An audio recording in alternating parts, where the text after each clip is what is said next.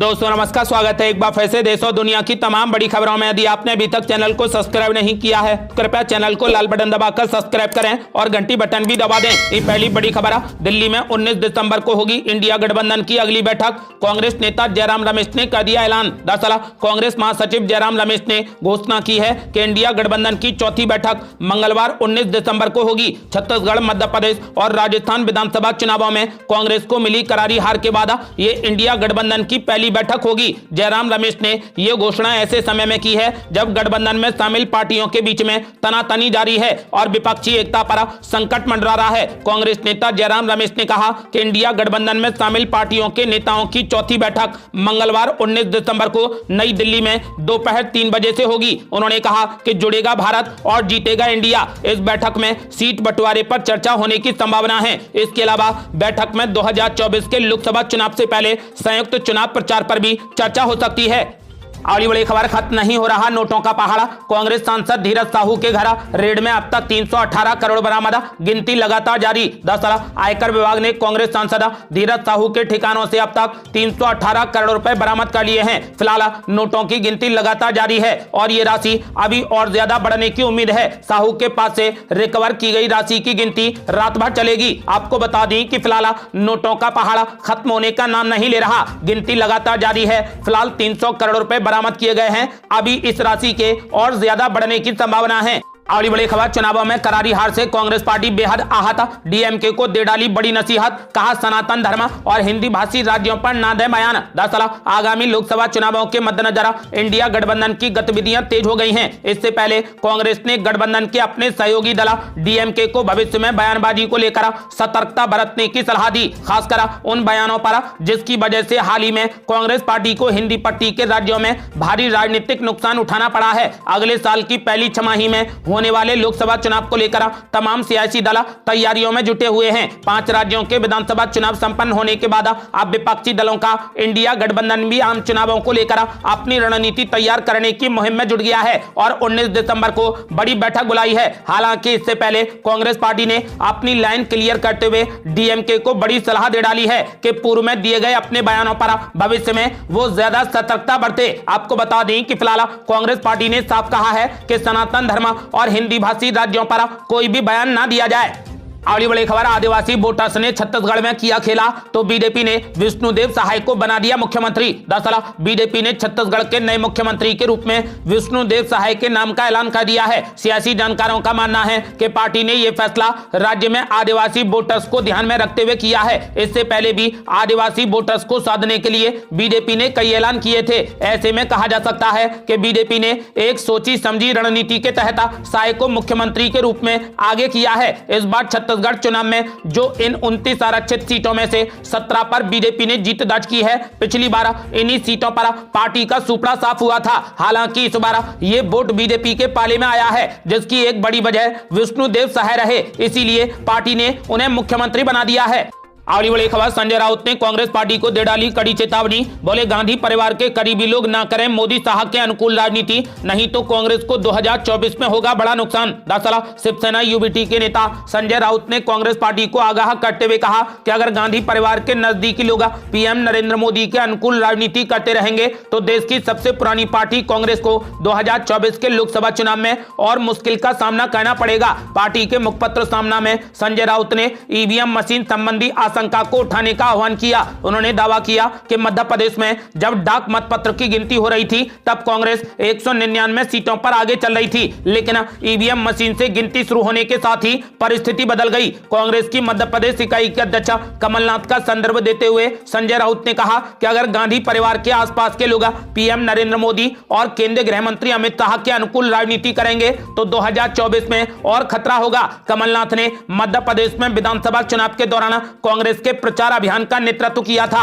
उन्होंने कहा कि मोदी का जादू 3 राज्यों में काम आया, लेकिन ये तेलंगाना में नहीं चला। राज्यसभा सदस्य संजय राउत ने कहा कि यह भ्रम है कि कांग्रेस पीएम मोदी को हरा नहीं सकती। उन्होंने 2018 के विधानसभा चुनाव का संदर्भ देते हुए कहा कि कांग्रेस पार्टी ने इससे पहले मध्य प्रदेश, राजस्थान और छत्तीसगढ़ में बीजेपी को हराया था। संजय राउत ने कहा कि राजस्थान और मध्य प्रदेश के निवर्तमान मुख्यमंत्री अशोक गहलोत और भूपेश बघेल ने मुकाबला किया, लेकिन इसके बावजूद मौजूदा दोनों राज्यों में कांग्रेस पार्टी की हार हुई। आपको बता दें कि संजय राउत ने साफ कर दिया है कि गांधी परिवार के करीबी लोग मोदी और शाह के अनुकूल राजनीति ना करें, नहीं तो 2024 के चुनाव में कांग्रेस को बड़ा नुकसान उठाना पड़ेगा।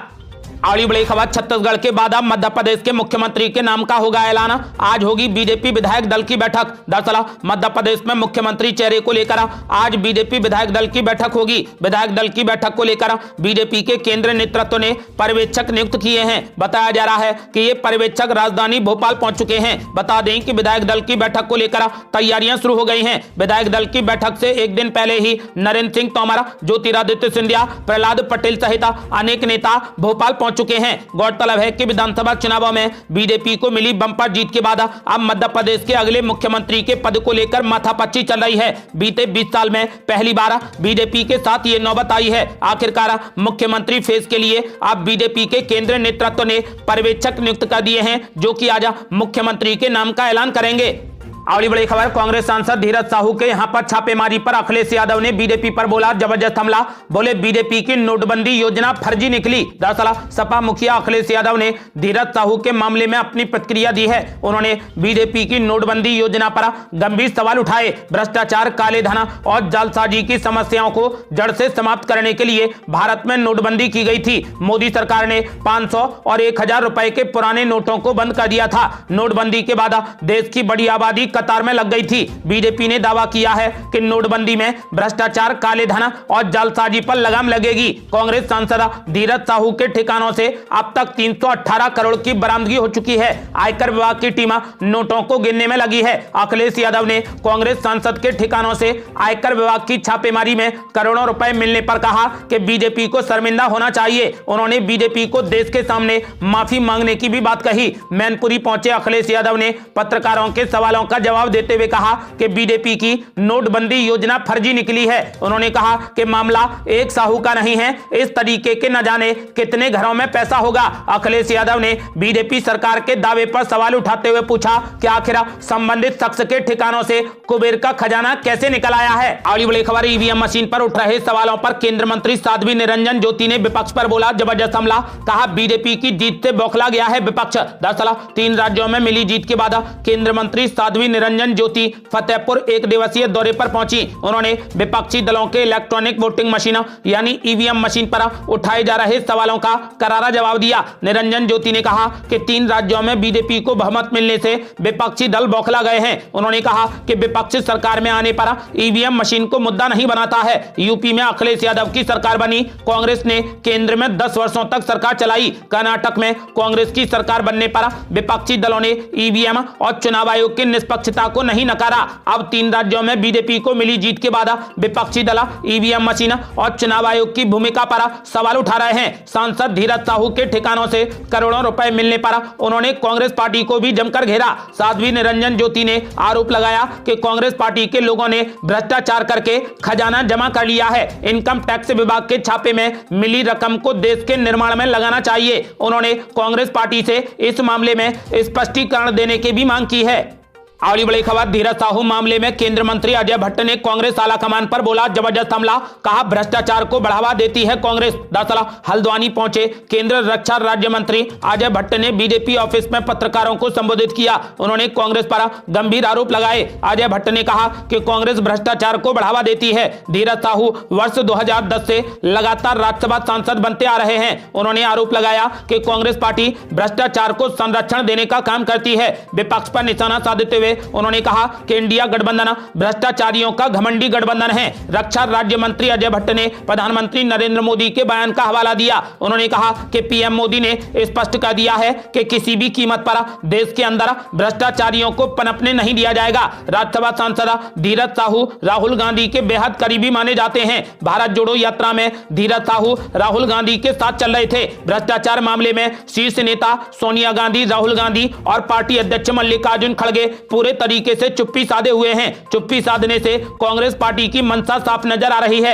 उन्होंने कहा कि भ्रष्टाचारी नेताओं को किसी भी कीमत पर नहीं छोड़ा जाएगा। उन्होंने कहा कि कांग्रेस पार्टी हमेशा से भ्रष्टाचारियों की पार्टी रही है। कांग्रेस अब किस मुंह से जनता के बीच में जाएगी? पार्टी की सारी असलियत जनता के सामने आ चुकी है। बता दें कि धीरज साहू मामले में बीजेपी कांग्रेस के खिलाफ जोरदार प्रदर्शन कर रही है। बीजेपी कार्यकर्ताओं ने कांग्रेस के पुतले भी फूके हैं। मामले में बीजेपी कांग्रेस पर हमलावर है। कांग्रेस के नेता इस विषय पर कुछ भी बोलने से इनकार कर रहे हैं। अगली बड़ी खबर, छत्तीसगढ़ में 2 मुख्यमंत्रियों के नाम पर लगी मोहर। विष्णुदेव साय ने पेश किया सरकार बनाने का दावा। दरअसल छत्तीसगढ़ के मुख्यमंत्री के लिए भारतीय जनता पार्टी की तरफ से विष्णुदेव साय के नाम पर मोहर लगने के बाद उन्होंने राज्यपाल से मुलाकात की और राज्य में सरकार बनाने का दावा पेश कर दिया। इसके साथ ही छत्तीसगढ़ में 2 मुख्यमंत्री भी बनाए जा रहे हैं। इसके लिए अरुण साव और विजय शर्मा का नाम पेश किया गया है। भाजपा नेताओं ने बताया कि यहां पर पार्टी पर्यवेक्षकों की उपस्थिति में पार्टी के नवनिर्वाचित विधायकों के दल ने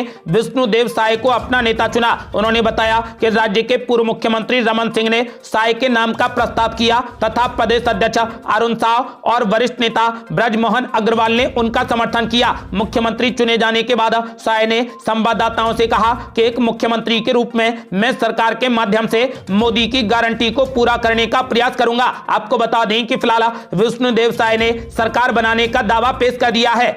अगली बड़ी खबर, कर्नाटक में गिर सकती है कांग्रेस पार्टी की सरकार। जेडीएस नेता कुमारस्वामी ने कर दिया बड़ा दावा। दरअसल जनता दल सेक्युलर के नेता एचडी कुमारस्वामी ने बड़ा दावा किया है कि सत्तारूढ़ कांग्रेस के एक प्रभावशाली मंत्री केंद्र द्वारा उनके खिलाफ दर्ज मामलों से बचना चाहते हैं, जिसके कारण वो बीजेपी में शामिल हो सकते हैं। पूर्व मंत्री कुमारस्वामी ने दावा किया है कि मंत्री 50 से 60 विधायकों के साथ में कांग्रेस पार्टी छोड़कर भाजपा में शामिल हो सकते हैं और वो वर्तमान में भाजपा के नेताओं के साथ बातचीत कर रहे हैं। जदयू नेता ने संवाददाताओं से कहा कि कांग्रेस सरकार में सब कुछ ठीक नहीं है। मुझे नहीं पता कि यह सरकार कब गिर जाएगी। एक प्रभावशाली मंत्री अपने खिलाफ दर्ज मामले से बचने के लिए बेताब हैं। कुमारस्वामी ने कहा कि केंद्र ने उनके खिलाफ ऐसे मामले दर्ज किए हैं जिनसे बच निकलने की कोई भी संभावना नहीं है। जब कुमारस्वामी से नेता का नाम पूछा गया तो उन्होंने कहा कि छोटे नेताओं से ऐसे निर्भीक कदम की उम्मीद नहीं की जा सकती। उन्होंने कहा कि केवल प्रभावशाली लोग ही ऐसा कर सकते हैं। जदयू के प्रदेश अध्यक्ष ने कहा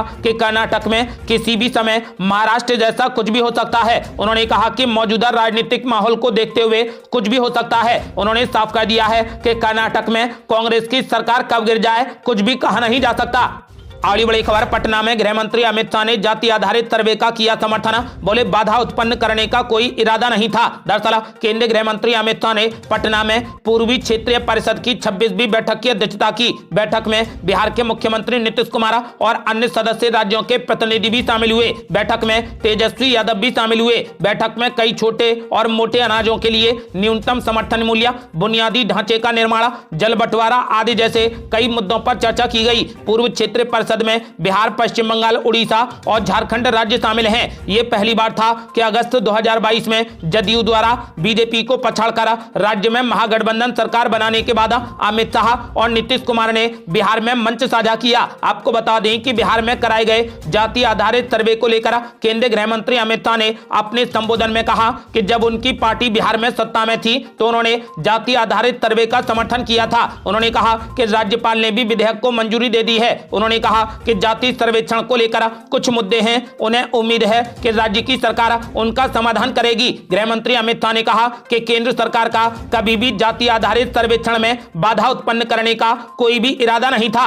अगली बड़ी खबर, धीरज साहू के मामले पर बीजेपी अध्यक्ष जेपी नड्डा ने कांग्रेस पार्टी पर बोला जबरदस्त हमला। बोले जनता की लूटी हुई पाई पाई लौटानी पड़ेगी। दरअसल कांग्रेस के राज्यसभा सांसद धीरज साहू के उड़ीसा और झारखंड के ठिकानों पर आयकर विभाग की छापेमारी में 350 करोड़ रुपए से ज्यादा की नकदी बरामद होने के बाद बीजेपी के राष्ट्रीय अध्यक्ष जेपी नड्डा ने कांग्रेस पार्टी पर जोरदार हमला बोला। जेपी नड्डा ने सोशल मीडिया प्लेटफॉर्म एक्स पर कहा कि बंदूक जवाब तो देना ही पड़ेगा तुमको भी और तुम्हारे नेता राहुल गांधी को भी ये नया भारत है, यहाँ पर राज परिवार के नाम पर जनता का शोषण नहीं करने दिया जाएगा। उन्होंने कहा कि भागते भागते थक जाओगे लेकिन कानून पीछा नहीं छोड़ेगा। अगर कांग्रेस भ्रष्टाचार की गारंटी है तो मोदी जी भ्रष्टाचार पर कार्रवाई की गारंटी है। जनता की लूटी हुई पाई पाई लौटानी पड़ेगी। वहीं कांग्रेस नेता अविनाश पांडे ने रांची में कहा कि मीडिया और विपक्ष द्वारा जो आरोप लगाए जा रहे हैं उनकी अभी तक कोई भी पुष्टि नहीं हुई है। पार्टी की तरफ से साफ तौर पर कहा गया है कि यह धीरज साहू का निजी मामला है, उससे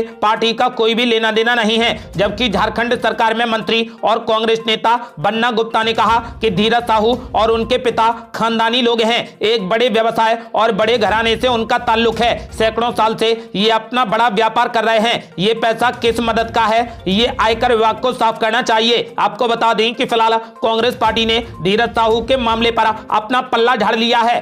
अगली बड़ी खबर, कांग्रेस पार्टी ने राजस्थान में करारी हार का ठीकरा अशोक गहलोत पर फोड़ा। चुनावी कैंपेन में सिर्फ अशोक गहलोत ही छाए थे। दरअसल राजस्थान विधानसभा चुनाव में करारी हार पर 3 घंटे से अधिक समय तक चले आत्ममंथन के बाद कांग्रेस पार्टी में निराशाजनक हालात के बाद भी कोई भी बदलाव नहीं किया गया। राज्य हर 5 साल में सत्ता के लिए विपक्ष को चुनने की अपनी ढुलमुल प्रकृति पर कायम रहा, लेकिन कांग्रेस के दिल्ली नेतृत्व को लगता है कि राज्य में भाजपा के अपने आंतरिक मुद्दों को देखते हुए कांग्रेस पार्टी की जीत थी। बेशक अब बड़ा मुद्दा यह है कि 2024 के लोकसभा चुनावों के दौरान कांग्रेस राजस्थान में कैसा प्रदर्शन करती है। राहुल गांधी ने राजस्थान में हार का ठीकरा अशोक गहलोत पर ही फोड़ा है। चुनावों के दौरान असंतोष की सुगबगाहट थी कि अभियान पूरे तरीके से अशोक गहलोत के बारे में था और एक छोटे समूह ने अभियान का रोस्टर तय किया था। अशोक गहलोत के स्पेशल ड्यूटी ऑफिसर रहे लोकेश शर्मा, जिन्होंने निवर्तमान मुख्यमंत्री के खिलाफ गंभीर आरोप लगाए हैं। उन्होंने कहा कि किसी ने भी मुख्यमंत्री से परे नहीं देखा